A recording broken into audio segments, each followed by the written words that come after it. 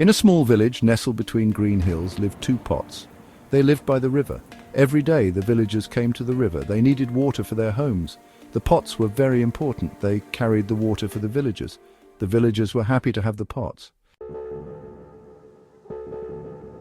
One pot was made of clay. It was simple, it was useful, it was humble.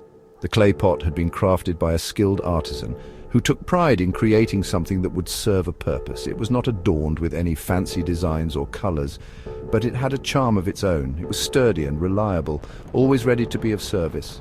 The clay pot knew its purpose. It was often used in the garden, helping to nurture plants and flowers. It held water for the thirsty roots and provided a home for the blooming flowers.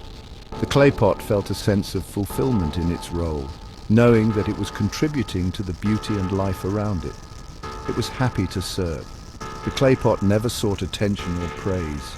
It found joy in the simple act of being useful. It was content with its place in the world, surrounded by nature and the gentle hands that cared for it. The other pot was made of gold. It was shiny. It was expensive. It was proud. The gold pot sparkled in the sunlight, drawing the eyes of everyone who passed by. It was a symbol of wealth and status, often displayed in prominent places for all to see. The gold pot believed it was superior because of its material and appearance. The gold pot thought it was better. It looked down on the clay pot, thinking it was just a simple, ordinary object. The gold pot enjoyed being the center of attention, basking in the admiration of those who saw it. It believed that its value came from its looks and the prestige it brought to its owner. It did not like to get wet. The gold pot was often sheltered from the elements, kept in pristine condition to maintain its shine. It avoided any situation that might tarnish its appearance, preferring to stay protected and admired from a distance. The gold pot's pride kept it from experiencing the world fully, unlike the humble clay pot. "Look at me," the gold pot would say. "I'm so beautiful. My surface gleams in the sunlight, and my intricate designs are a testament to the craftsmanship that created me. I'm a marvel to behold. I'm so valuable.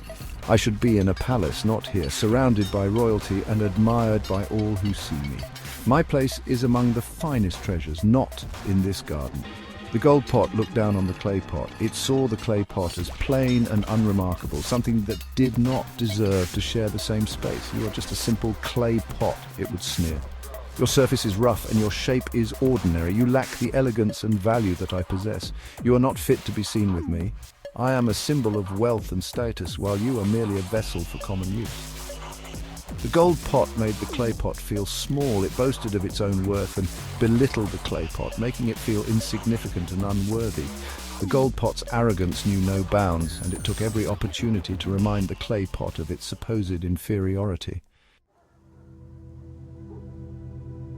The clay pot listened quietly. It did not argue. "I may be simple," the clay pot would say, "but I am useful. I'm happy to serve the villagers." The clay pot knew its worth. It did not need to boast. It found joy in its purpose. One day, a storm came. The river flooded. The skies darkened, and the rain poured relentlessly, turning the once calm river into a raging torrent. The villagers watched in fear as the water levels rose rapidly, threatening to engulf everything in its path. The strong current swept the gold pot away. The pot, which had been a symbol of wealth and beauty, was no match for the ferocity of the storm.